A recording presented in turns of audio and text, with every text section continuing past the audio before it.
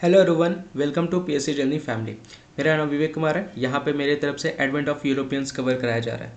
देखिए, अब जो लास्ट वीडियो था उसमें हम लोगों ने advent of Dutch in India cover किया था। आज हम लोग advent of British east India company in India cover करेंगे, यानी अंग्रेजों का भारत में आगमन, जिसका भाग 1 हम लोग यहाँ पे कवर करने जा रहे हैं। और आज से आपका लेक्चर काफ़ी ज़्यादा इम्पॉर्टेंट होने जा रहा है, तो इसको ध्यान से चीज़ों को समझते हुए चलिएगा और कवर करते हुए चलिएगा। बहुत बारीकी से सारी चीज़ों को बताता हुआ चलूँगा, ठीक है। पहले कुछ स्टार्टिंग में इंट्रोडक्शन पार्ट आपको बता देता हूँ, फिर हम लोग आगे बढ़ेंगे डिटेल में सारी चीज़ों को कवर करते हुए, ताकि एक जिस्ट मिल सके आपको, एक पूरा लेक्चर का आप लोग को एक ओवरव्यू मिल सके कि हम लोग क्या क्या कवर करने जा रहे हैं। तो ध्यान से चीज़ों को समझते चलिएगा। बहुत इंपॉर्टेंट ये लेक्चर रहने जा रहा है। वीडियो के अंत तक बने रहिएगा और हर एक चीज़ को कवर करते हुए चलिएगा बारीकी से, ठीक है। हम लोग यहाँ पे एग्जामिनेशन पॉइंट ऑफ व्यू से कवर कर रहे हैं, तो इस चीज़ को थोड़ा सा ध्यान में रखते हुए चलिएगा, ठीक है। हम लोग यहाँ पे बात कर रहे हैं अंग्रेजों का भारत में आगमन, ठीक है। अंग्रेजों का भारत में आगमन, ठीक है। यही तो हम लोग advent of English in India. देखिए, सबसे पहला अंग्रेज जो थे, सब फर्स्ट ब्रिटिश, पहले ब्रिटिश जो भारत आए थे, first British to come in India, to come in India, यानी पहले अंग्रेज जो भारत आए थे उनका नाम था जॉन मिल्टन हॉल, ठीक है। John Milton hall. ये कब आए थे? ये 1603 में आए थे। और ये कहाँ पे आए थे? लाहौर में सबसे पहले आए थे, और उसके बाद फिर ये आगरा में आए थे। उस समय में किसका दरबार हुआ करता था? उस समय में किस मुगल शासक का? अकबर के दरबार में आए थे, अकबर के दरबार में आए थे, ठीक है। Court of Akbar. पहले ब्रिटिश जो भारत आए थे वो कौन थे? वो 1603 में जॉन मिल्टन हॉल थे। ये ध्यान रखते हुए चलेगा, ठीक है। ईस्ट इंडिया कंपनी, जिस ब्रिटिश ईस्ट इंडिया कंपनी की हम लोग बात कर रहे हैं, ईस्ट इंडिया कंपनी का गठन कब हुआ था? ईस्ट इंडिया कंपनी का जो गठन हुआ था, फॉर्मेशन हुआ था, वो फॉर्मेशन हुआ था 31 दिसंबर 1600। कब हुआ था? 31 दिसंबर 1600, है ना। और इसी ईस्ट इंडिया कंपनी को चार्टर मिला था, किससे मिला था चार्टर? From queen Elizabeth. उस समय में कौन थी? वहाँ की महारानी क्वीन एलिजाबेथ फर्स्ट, ठीक है। इनको बोला गया 15 साल के लिए इनको बोला गया, टाइम पीरियड इनके पास 15 साल का था। और 15 साल में इनको बोला गया कि अपना एकाधिकार जमाने के लिए पूर्व देशों में एकाधिकार क्या जमाने के लिए? मोनोपोली इनको बोला गया, ठीक है। उस समय पे मोनोपोली किसका चलता था? पुर्तगीज, डच वगैरह का चलता था। अब पूर्वी देशों में इनको मोनोपोली को, एकाधिकार को जमाने के लिए 15 साल का समय इनको दिया गया ईस्ट इंडिया कंपनी का क्वीन एलिजाबेथ फर्स्ट की तरफ से। और उनका भी इसमें शेयर था, ये भी बात ध्यान रखिएगा। अभी आगे हम लोग जब लेक्चर कवर करेंगे तो इसको और डिटेल में कवर करते चलेंगे। फिलहाल ओवरव्यू मैं आपको दे रहा हूँ। इसके बाद मैं आपको बताता हूँ कि पहले जो दूत थे जिनको भेजा गया था ब्रिटिश किंग के द्वारा, कौन थे ब्रिटिश किंग उस समय में? राजा कौन थे उस समय? राजा थे जेम्स। कौन थे राजा? जेम्स राजा थे। और जेम्स ने सबसे पहले किसको भेजा था? सबसे पहले भेजा था कैप्टन हॉकिंस को। किसको भेजा था? कैप्टन हॉकिंस को, ठीक है। कब भेजा था? ये 1608 में भेजा था। इसके बाद जो दूसरे दूत थे उनको भेजा था, वो कौन थे? वो थे थॉमस रो। कौन थे? Thomas Roe. इनको कब भेजा था? इनको 1615। ये पहले दूत थे, ये ध्यान रखिएगा। और ये दूसरे एम्बेसडर थे जिनको ब्रिटिश महाराजा महारानी की तरफ से, राजा रानी की तरफ से भेजा गया था। और उस समय में किसके दरबार में भेजा गया? दरबार किसका था उस टाइम पे? तो कोर्ट था किसका? Court of Jahangir. उस समय कौन से मुगल शासक थे? तो उस समय जहांगीर का शासन था, ये ध्यान रखिएगा। जहांगीर का शासन था, ये ध्यान रखिएगा। जहांगीर के शासनकाल में इनको यहाँ पे भेजा गया था। क्यों भेजा गया था? भारत के इनको क्यों भेजा गया था? देखिए, बहुत थोड़ा सा इंपॉर्टेंट टॉपिक है कि कैप्टन हॉकिंस को 1608 में जेम्स फर्स्ट के द्वारा क्यों भारत में भेजा गया? तो तो यहाँ पे इनको कैप्टन हॉकिंस को जहांगीर से परमिशन लेने के लिए भेजा गया था भारत में, ताकि वो यहाँ पे आकर के व्यापार कर सके, ठीक है, और यहाँ पे उनको टैक्स वगैरह में ग्रांट्स मिल सके, ठीक है। और इसी के वजह से जहांगीर जो थे थोड़ा सा मैं आपको इसको दूसरे कलर से दिखा देता हूँ। जहांगीर ने कैप्टन हॉकिंस को एक नाम दिया था, वो नाम क्या था? वो नाम था इंग्लिश खान। याद रखिएगा, ये टाइटल दिया था इंग्लिश खान, ये टाइटल दिया गया था किसके तरफ से? जहांगीर के तरफ से। किसको? कैप्टन हॉकिंस को। ये ध्यान रखते हुए चलेगा। जिस सीप से कैप्टन हॉकिन आए थे भारत, कैप्टन हॉकिन जिस जहाज से भारत आए थे उसका नाम था हेक्टर। क्या नाम था? हेक्टर। याद रखिएगा, हेक्टर नाम था, ठीक है। तो पहले अंग्रेज दूत या यूरोपियन जो जहांगीर के कोर्ट पे आए थे, जहांगीर के दरबार में आए थे, जहांगीर के शासन में आए थे, जहांगीर के दरबार में आए थे, तो वो कौन है? वो आपके कैप्टन हॉकिंस है। दूसरे नंबर पे कौन है? दूसरे नंबर पे थॉमस रो है, ठीक है, ठीक है।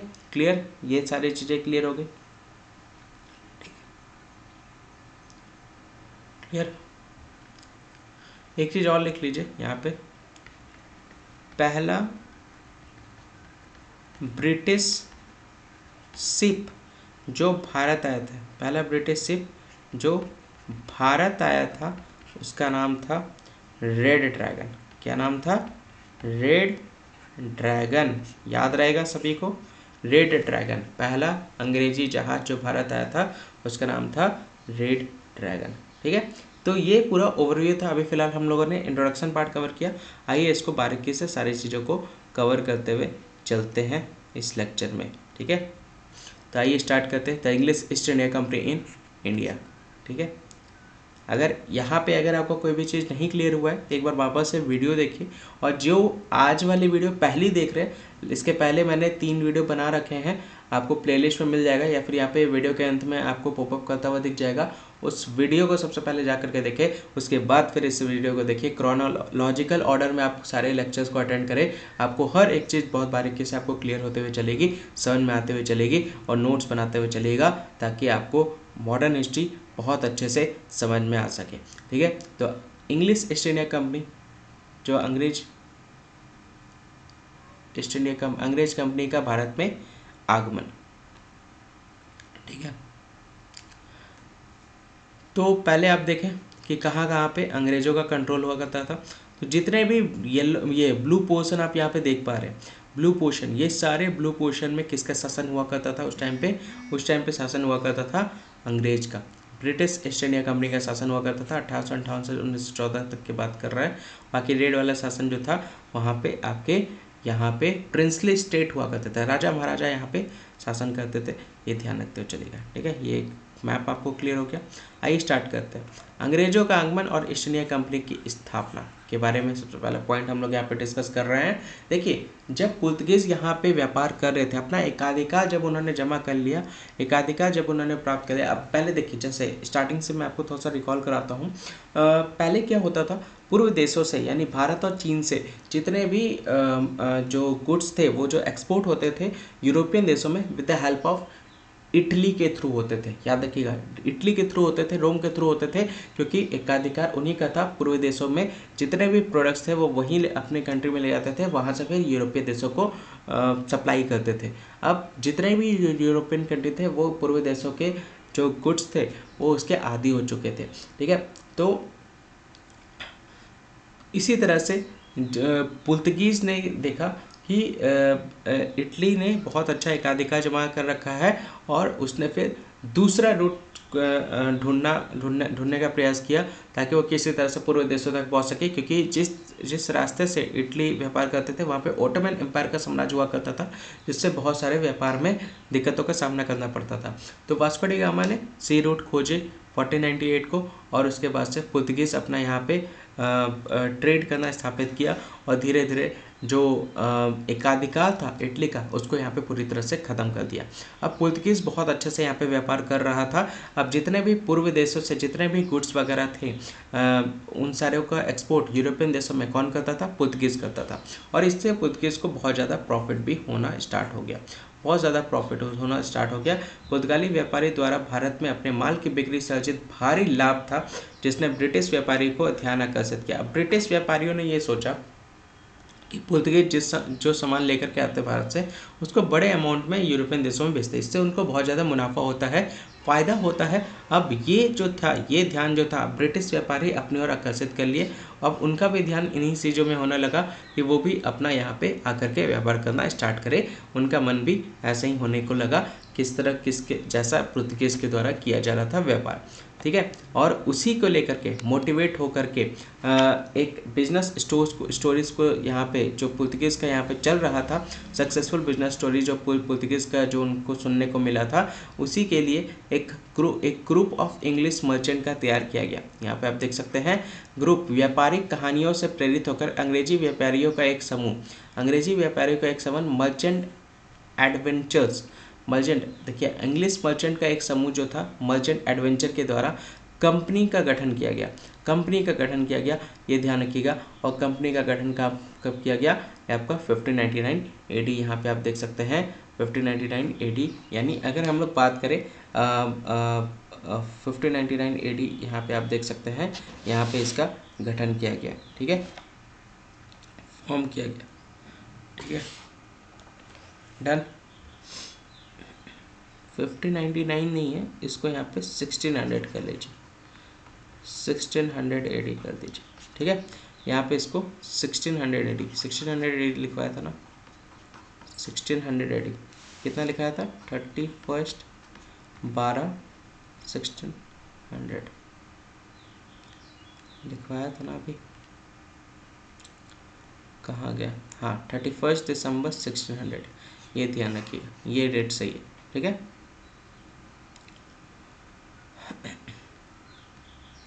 डन।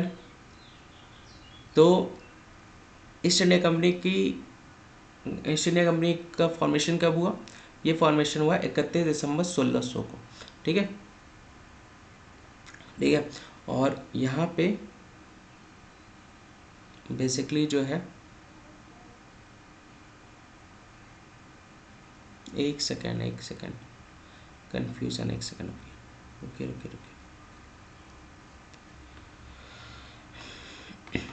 एक सेकेंड रुकिए।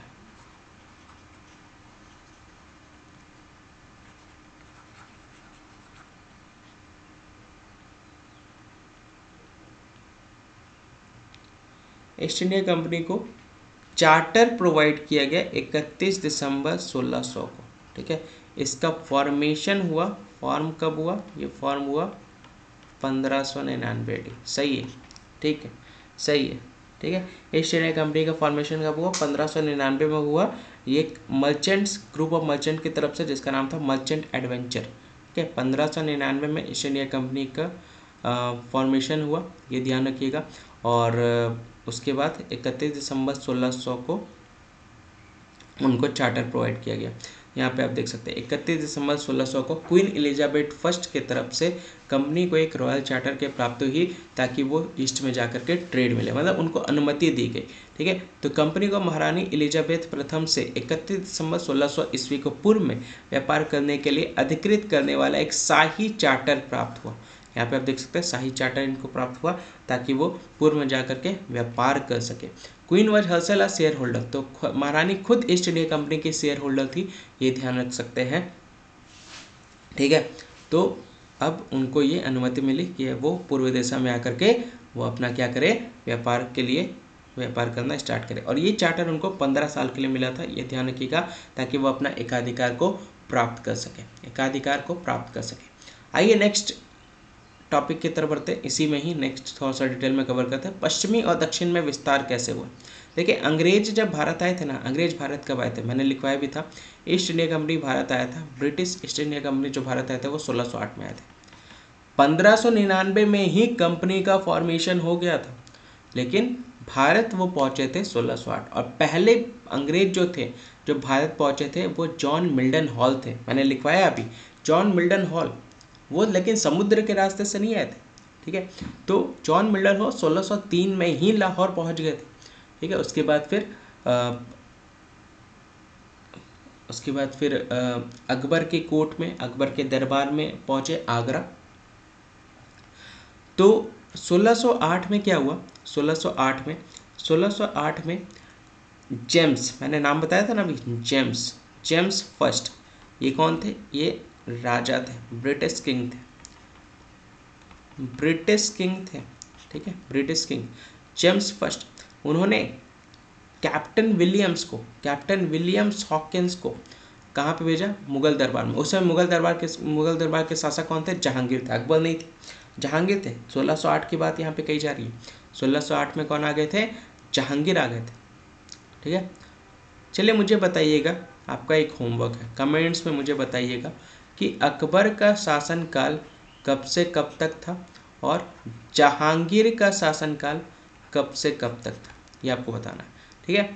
तो यहाँ पे इनको जहांगीर के दरबार में भेजा गया। ईस्ट इंडिया कंपनी ने शाही संरक्षण प्राप्त करने के लिए, शाही संरक्षण ध्यान से समझिएगा, शाही संरक्षण प्राप्त करने के लिए कैप्टन विलियम हॉकिंस को मुगल सम्राट जहांगीर के दरबार में भेजा, ये ध्यान रखिएगा, ठीक है। He succeeded in the getting royal permit to the company, उन्होंने इसने कोई कमी नहीं रखी। भारत के पश्चिमी तट पर विभिन्न स्थानों पर अपने कारखाने स्थापित करने के लिए कंपनी ने शाही परमिट को प्राप्त करने में सफल रहे, यानी जहांगीर से परमिशन उनको मिल गई यहाँ पे व्यापार करने को लेकर के, ठीक है, व्यापार करने को लेकर के। देखिए मैंने क्या बताया था, कैप्टन हॉकिंस को भारत में क्यों भेजा गया था, ताकि जहांगीर से परमिशन ले सके कि वो यहाँ पे क्या करना चाहते हैं, वो यहाँ पे व्यापार करना चाहते हैं, ये ध्यान रखिएगा, व्यापार करना चाहते हैं इसकी, और वो अपनी फैक्ट्रीज को भी यहाँ पे स्थापित कर सकते हैं, ये भी उनको पूरी तरह से अनुमति मिल गई। कहाँ पे, पश्चिमी तट पर, भारत के पश्चिमी तट पर, ये ध्यान रखिएगा, भारत के पश्चिमी तट पर, ये ध्यान रखिए। अब यहाँ से 2 क्वेश्चन निकल के आता है, ध्यान से समझिएगा, मैं 2 क्वेश्चन लिखता हूँ, आप इसका आंसर करें।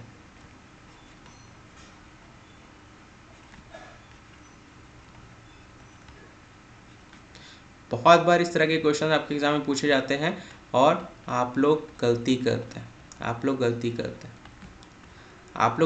चलिए आपका होमवर्क है ये, आपको बताना है पहला भारतीय फैक्ट्री उद्योग जो है वो ईस्ट इंडिया कंपनी की तरफ से जो सेटअप किया गया था वो कहाँ पे सेटअप किया गया था, लोकेशन बताना, वेयर और कब सेटअप किया गया था, ठीक है। ये दूसरा क्वेश्चन, दोनों क्वेश्चन को ध्यान से पढ़िएगा और बताइए क्या दोनों क्वेश्चन सेम है क्या दोनों क्वेश्चन सेम है क्या। ये बारीकी से आप बारीकी नहीं समझते और इसी के लिए आपके क्वेश्चंस जो है वो आपके गलत हो जाते हैं। ये दोनों क्वेश्चंस बहुत ज़्यादा कंफ्यूजिंग है और अभी भी बहुत से लोग जिनका हिस्ट्री बहुत अच्छा भी क्यों ना हो थोड़ा सा कंफ्यूज हो जाते हैं इस तरह के क्वेश्चंस में, ठीक है। ये 2 क्वेश्चन है, आपको बताना है क्या ये दोनों क्वेश्चन सेम है या दोनों का आंसर सेम होगा। आपको बताना है कहाँ पे, आपको प्लेस बताना है, मैं आपको बता दूँ, कन्फ्यूज़न बिल्कुल भी नहीं होना, मैं आपको क्लियर कर दूँ। यहाँ पे आपको प्लेस बताना है, जगह बताना है कहाँ पे इसको स्थापित हुआ, और ये आपको डेट बताना है, ठीक है, डेट बताना मतलब किस समय में ये आपके स्थापित हुए, ठीक है। इसको होमवर्क कीजिएगा, फिर मैं आपको बता दूंगा अगले क्लास में, ठीक है। तो पश्चिमी तट पर उनको व्यापार करने के लिए उनको अनुमति दे दी गई थी जहांगीर की तरफ से, ये ध्यान रखते चलेगा। और उसी टाइम पे ही जहांगीर ने कैप्टन विलियम हॉकिंस को एक टाइटल दिया था, और वो टाइटल कौन सा था अभी बताया, जल्दी से बता दीजिए वो टाइटल कौन सा था। वो टाइटल दिया गया था इनको इंग्लिश खान का,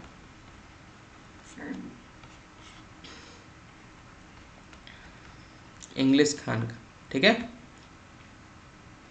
चलिए अब यहाँ पे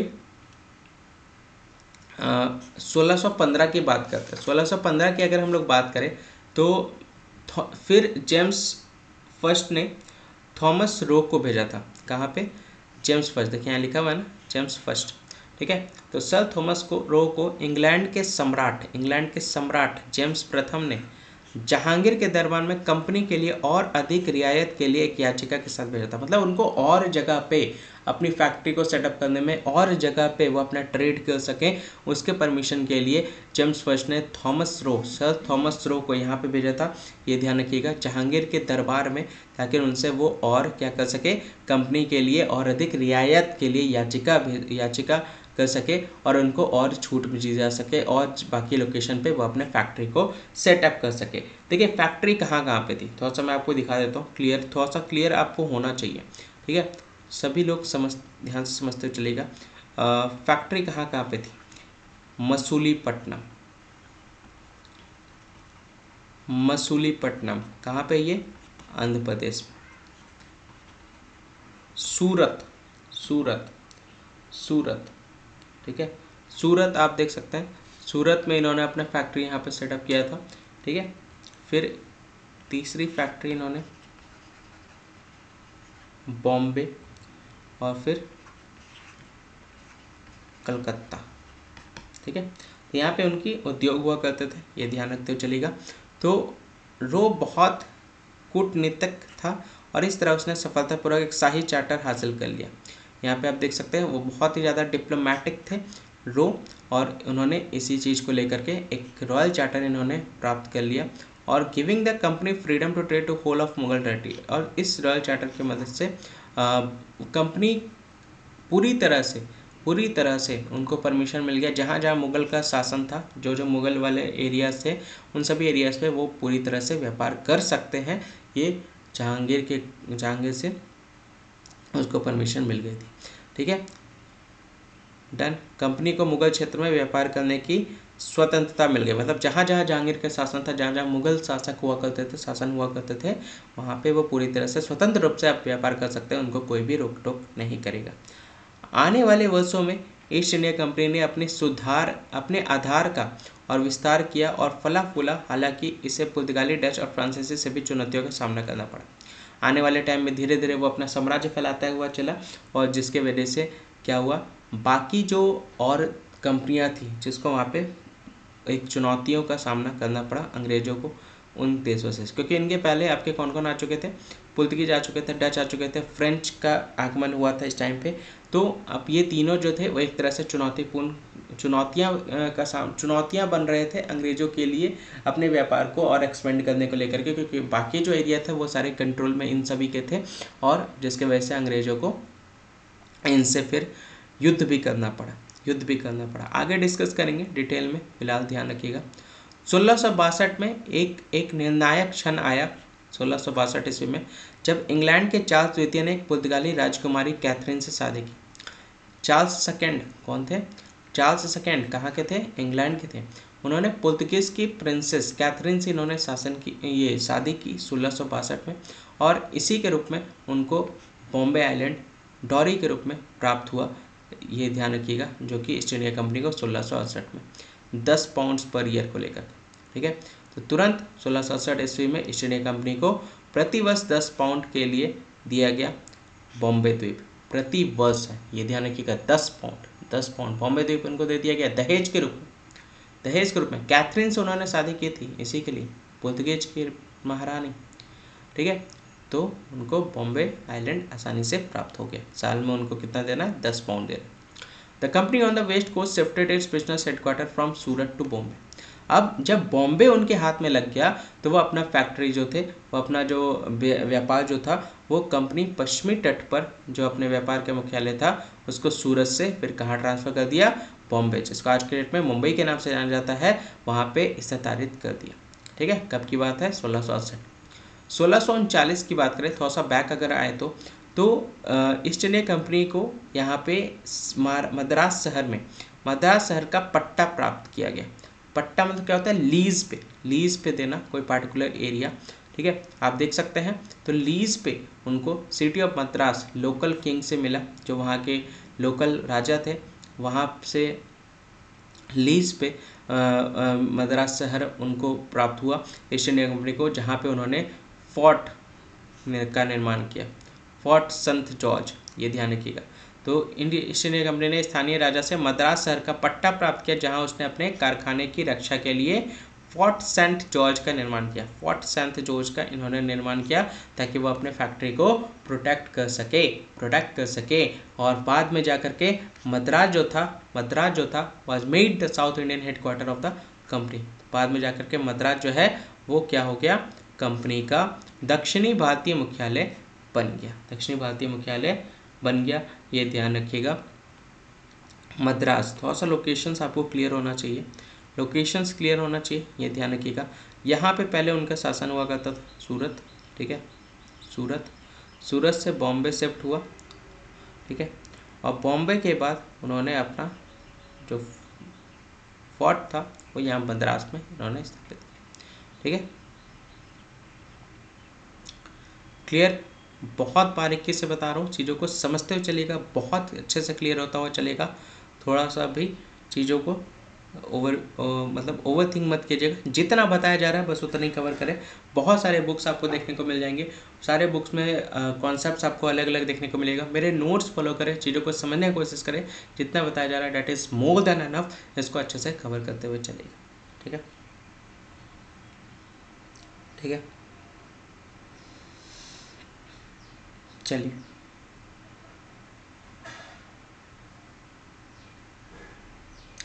तो वेस्टर्न कोस्ट का हेडक्वार्टर कहाँ पे था, वेस्टर्न कोस्ट, ठीक है।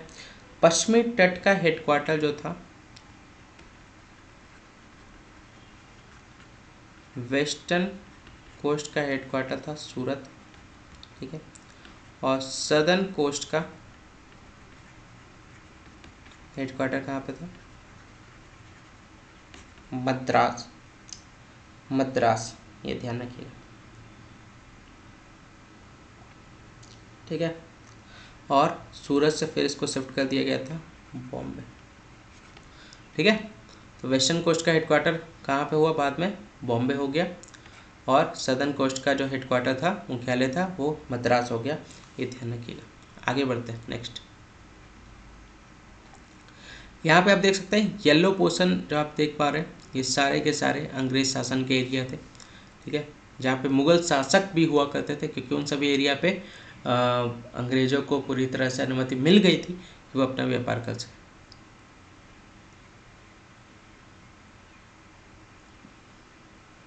तो सूरत से बॉम्बे, बॉम्बे से मद्रास, ठीक है। आइए आगे बढ़ते हैं।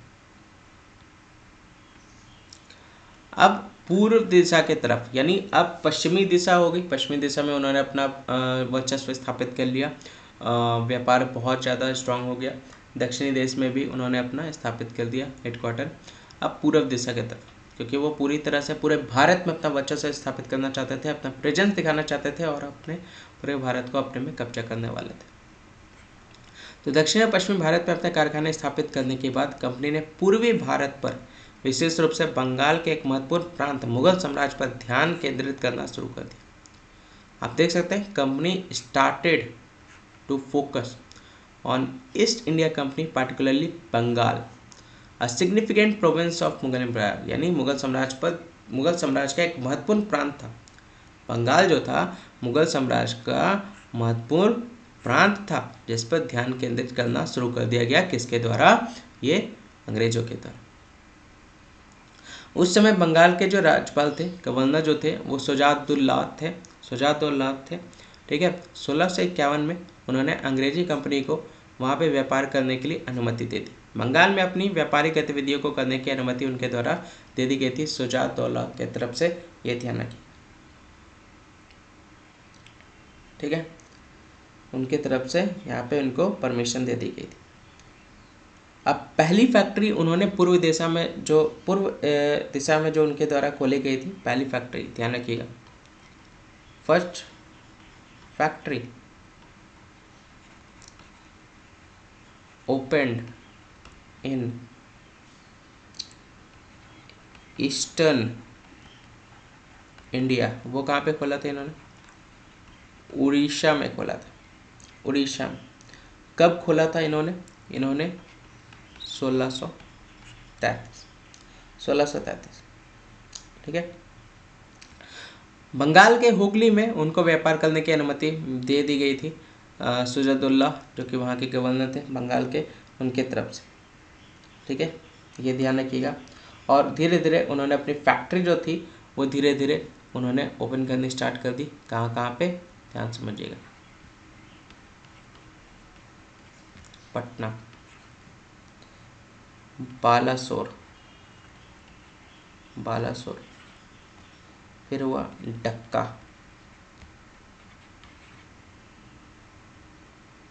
और भी बहुत से प्लेसेस है, हुगली वगैरह पे। ठीक है, तो ये सारे जगह पे उन्होंने अपना फैक्ट्रीज ओपन करना स्टार्ट कर दिया। ठीक है, अब धीरे धीरे उनका जो ध्यान था, उन्होंने अपना एक तरह से पूर्व कोस्ट पर कब्जा कर लिया, दक्षिण कोस्ट पर कब्जा कर लिया। ठीक है, और फिर आपके पश्चिमी कोस्ट पर कब्जा कर लिया। जो हुगली में जो फैक्ट्री थी, ठीक है, हुगली में एक कारखाना स्थापित किया गया था और 3 गाँवों सुल्तानाती, गोविंदपुर और कोलकाता को 1698 ईस्वी में कंपनी द्वारा वह एक कारखाना बनाने के लिए खरीदा गया था। आप देख सकते हैं 3 गाँव में, ठीक है, सुल्तानाती, गोविंदपुर, कोलकाता जो है where purchase in 1698 by the company, और कंपनी की तरफ से ये 3 गांव जो है गोविंदपुर, कोलकाता, सुल्तानात, तो ये उसको खरीद लिया गया और वहाँ पे भी इनके द्वारा फैक्ट्री स्थापित किए गए, फैक्ट्री कारखाने बनाए गए, वहाँ पे भी कारखाने स्थापित किया गया। इसके बाद subsequently fort William were raised in order to provide protection around the factory. बाद फैक्ट्री के चारों ओर सुरक्षा प्रदान करने के लिए फोर्ट विलियम का निर्माण किया गया। आप देख सकते हैं फैक्ट्री को यहाँ पे प्रोटेक्ट करने के लिए, फैक्ट्री को यहाँ पे प्रोडक्शंस प्रोवाइड करने को लेकर के उसके चारों तरफ किला का निर्माण किया गया। ठीक है, the present day Kolkata grew and developed on this very side, और जो आज के डेट में जो कोलकाता जो है वो इसी स्थान पर विकसित हुआ और वहीं आज आपको देखने को मिलता है कोलकाता के रूप में। ठीक है, कोलकाता के रूप में। तो ये थोड़ा सा ध्यान रखिएगा। 1698 में उन्होंने कंपनी ने खरीद लिया था 3 गाँव को, सुल्तानात, गोविंदपुर और कोलकाता, और वहाँ पे जो उनकी फैक्ट्री थी उस फैक्ट्री के चारों तरफ उन्होंने क्या किया, एक फोर्ट स्थापित किया, एक फोर्ट को डेवलप किया, और वही किला जो है आज के डेट में जो उसी स्थान पर कोलकाता आज के डेट में आपका देखने को मिलेगा। ठीक है, clear, done. Royal farman by the emperor Farrukhsiyar, शाही फरमान सम्राट फर्रुखसियार द्वारा। तो फर्रुखसियार कौन थे? मुगल शासक थे, मुगल बादशाह थे।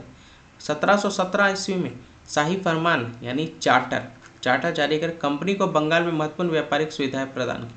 मतलब जो जो चीज़ चाहिए था वो सारी की सारी चीज़ें जो कंपनी को चीज़ों की रिक्वायरमेंट थी वो सारी की सारी चीज़ें यहाँ पे फर्रुखसियार मुगल बादशाह की तरफ से जो बंगाल में फैसिलिटीज़ की कमी हो रही थी वो सारी फैसिलिटीज़ को इनके द्वारा फुलफिल किया गया और उनको व्यापार करने को लेकर के यानी आयात निर्यात करने को लेकर के पूरी तरह से परमिशंस प्रोवाइड किया गया बंगाल से बिना किसी टैक्स के, यानी कोई भी कर उनसे वसूला नहीं जाएगा, आकर के वो यहाँ पे व्यापार कर सकते हैं, इंपोर्ट एक्सपोर्ट कर सकते हैं। ये ध्यान में रखते चलेगा। उसी को लेकर के यहाँ पे बात कही जा रही है। फर्रुखसियार के द्वारा उनको फुल फ्लेश्ड फ्रीडम यहाँ पे मिल गया बंगाल में आकर के अपने अपने अपने यहाँ पर व्यापार करने को लेकर के। ठीक है, फरमान जो कंपनी का था वो यहाँ पे जो भेजा गया था, फरमान के तहत कंपनी को माल के परिवहन के लिए दस्तक जारी करने के लिए अधिकृत किया गया था। मतलब फरमान में क्या था, फरमान जो था फरमान में ये था जो दिया गया था फर्रुखसियार के द्वारा कंपनी को कि उनको ऑथराइज्ड कर दिया गया, उनको अधिकृत कर दिया गया दस्तक, ये ध्यान रखिए, दस्तक को इशू करने को लेकर के यानी पासेस, ताकि वो ट्रांसपोर्टेशन कर सके, गुड्स का आयात निर्यात कर सके बिना किसी टैक्स के। ठीक है, the company after establishing firmly on the front of commerce and trade started a dreaming of becoming a ruling power in gradual manner. तो कंपनी ने वाणिज्य और व्यापार के मोर्चे पर मजबूती से स्थापित होने के लिए धीरे धीरे शासक शक्ति बनने का सपना देखना शुरू कर दिया। अब जैसे जैसे सभी जगह पर इनका पूरा पैर जम रहा था, अब इनका मन मचलने लगा और ये अपने आप को यहाँ पे पावर में देखने लगे। अभी तक तो व्यापार कर रहे थे, लेकिन अब ये यहाँ के शासक के रूप में अपने आप को देखने लगे सारे इंपोर्ट एक्सपोर्ट्स को लेकर के, यानी जो थे, अंग्रेज जो थे वो पूरी तरह से यहाँ पे अपना रूल करना चाहते थे। इनका मन वहीं रूल करने को लेकर के डाइवर्ट होता हुआ चला। ये कब हुआ, ये कैसे हुआ, उनके मन में ये भावनाएं आई कहाँ से? तो ये भावनाएं दो कारणों से आई। पहला कारण ये था कि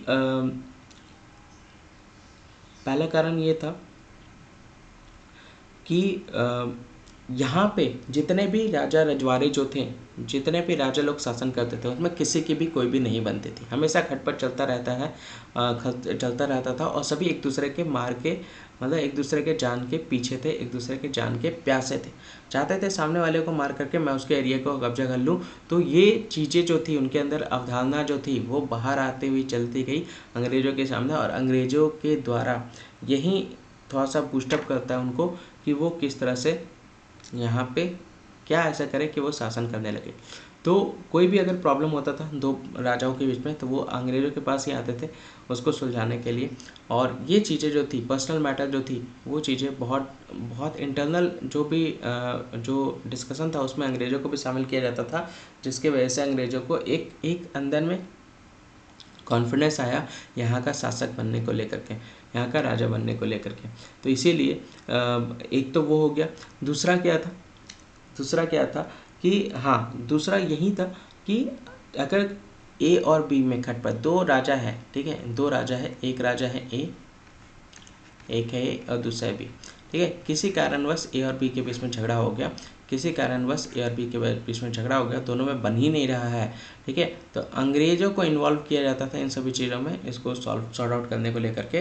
तो जिसके वजह से अंग्रेज जो थे, इनके पर्सनल जो वीकनेस थी वो सारी चीज़ जान चुके थे, और यही सारे रीजन है जो कि उनको एक तरह से रूलिंग करने को लेकर, रूलिंग पावर यानी शक्ति बनने का सपना देखने को मजबूर कर रहे थे, ठीक है, उनके तरफ बढ़ रहे थे, उस तरफ डाइवर्ट कर रहे थे कंपनी को, ठीक है, ये ध्यान रखिएगा।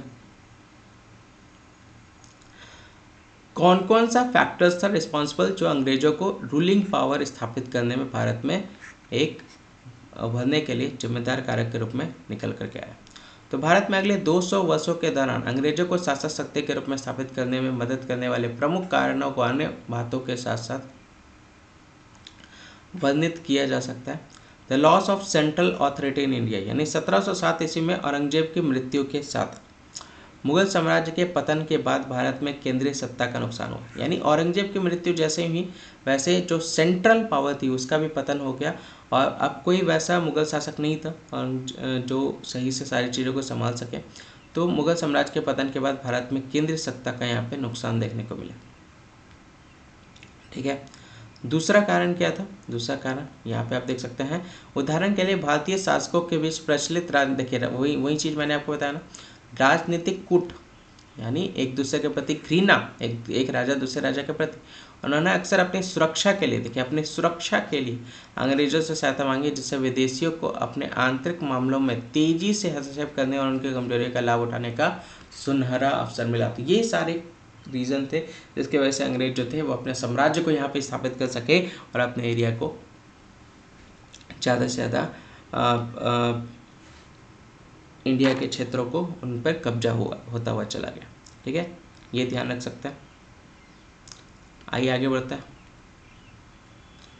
कॉन्फ्लिक्ट्स अमंग यूरोपियन पावर, ठीक है, तो अब धीरे धीरे जैसे जैसे अंग्रेज अपने एरिया जो थे वो अपने विस्तार कर रहे थे, तो बाकी कंपनियां भी तो थी भारत में, पुर्तगीज हो गया, डच हो गया, फ्रांस हो गया, डेन्स हो गया, अब उनसे ये एक तरह से चुनौतीपूर्ण का सामना देखने को मिला, उनसे भिड़ंत होनी स्टार्ट हो गई।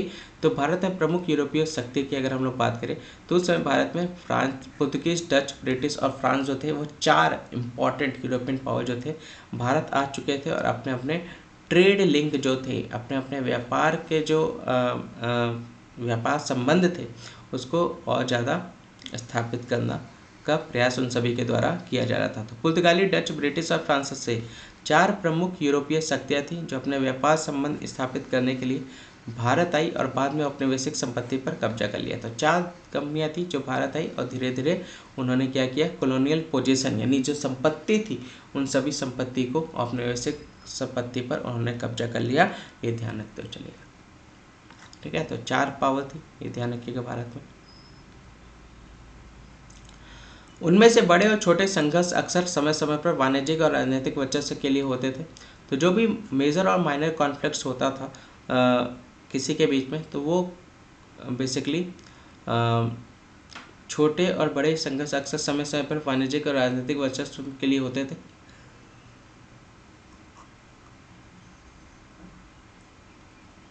ठीक है, लेकिन अंत में यह अंग्रेजी थे जिन्होंने अन्य तीनों को हराकर खुद को सबसे शक्तिशाली साबित किया और सत्ता के रूप में 200 से अधिक वर्षों तक भारत में रहे। तो लेकिन वही चीज़ है, ब्रिटिश जो थी वो तीनों बाकी चारों में, मतलब चारों में सबसे ज़्यादा शक्तिशाली जो साम्राज्य था वो कौन उभर करके निकला? वो अंग्रेज उभर करके निकला। ठीक है, जिन्होंने अपने आप को प्रूफ किया मोस्ट पावरफुल, बाकियों को हरा करके भारत में, और इसी के लिए 200 सालों तक उन्होंने क्या किया? सत्ता के रूप में भारत में उन्होंने शासन किया। पुर्तगीज सबसे पहले थे, भारत में सबसे पहले आए थे, ये कल के लेक्चर में भी हम लोगों ने डिस्कस किया था। सबसे पहले आए थे 1498, ध्यान रखिएगा। और उन्होंने अपनी फैक्ट्रीज को सेटअप की और कॉलोनियल पोस्ट को भी यहाँ पर सेटअप की, और एक तरह से कंपटीशन दे रहा था किसको? डच को। But Dutch proved weak before them as they could not withstand the stiff competition of the Portuguese and the British and the retired from India. यानी उन्होंने यहाँ पे अपने कारखाने औपनिवेशिक पद स्थापित किए। कौन? पुर्तगाली। और डचों से फिर डच आया, डचों की से कड़ी प्रतिस्पर्धा का सामना करना पड़ा, टफ कंपटीशन का सामना करना पड़ा पुर्तगीज को, लेकिन डच उनके सामने कमजोर साबित हुए क्योंकि वह पुर्तगाली और अंग्रेजों की बड़ी प्रतिस्पर्धा का सामना नहीं कर सके। यानी अंग्रेजों और पुर्तगीज के सामने डच जो था वो नहीं टिक पाई, और उन्होंने यहाँ से हार मान करके यहाँ से भारत से सेवानिवृत्त हो गए। और कहाँ जा कर के बस गए? भारत में डच का तो पहले हम लोगों ने लास्ट लेक्चर में देखा भी था, भारत में उनका कोई रुचि नहीं था। उनका रुचि कहाँ था? इंडोनेशिया में था। क्यों इंडोनेशिया में था? क्योंकि इंडोनेशिया को स्पाइस आइलैंड कहा जाता है। ठीक है, ये ध्यान रखिएगा। तो उसी के लिए ये आप देख सकते हैं, एक आपका डच जो था वो अपने वर्चस्व को स्थापित नहीं कर पाया भारत में, ये ध्यान रखिएगा। पुर्तगीज सबसे पहले थे, ये आपको बताना। अच्छा, मुझे एक और क्वेश्चन होमवर्क बताइएगा, एक और होमवर्क ले लीजिए। Last to leave India, Bharat को सबसे आखिर में किसने छोड़ा और कब छोड़ा? ठीक है, कब छोड़ा और किसने छोड़ा, मतलब भारत पे सबसे अंतिम तक शासन किसके द्वारा किया गया? ठीक है, और सबसे देखिए पहले तो पुर्तगीज आए थे, सबसे लास्ट जो भारत से गए थे उनका नाम बताना है। ठीक है, तो ये भी आपका होमवर्क है, इसको आपको कमेंट सेक्शन में करना है। ठीक है, कमेंट सेक्शन में करना है। देखिए मैं आपको बता दूं, जितने भी लोग वीडियो देखते हैं कम से कम इसको अच्छे से समझने की कोशिश की। मॉडर्न हिस्ट्री का हम लोग यहाँ पे एडवेंट ऑफ यूरोपियंस कवर कर रहे हैं। अभी हम लोग पार्ट 1 यहाँ पे अंग्रेज का कवर किए, नेक्स्ट वीडियो में हम लोग पार्ट 2 कवर करेंगे।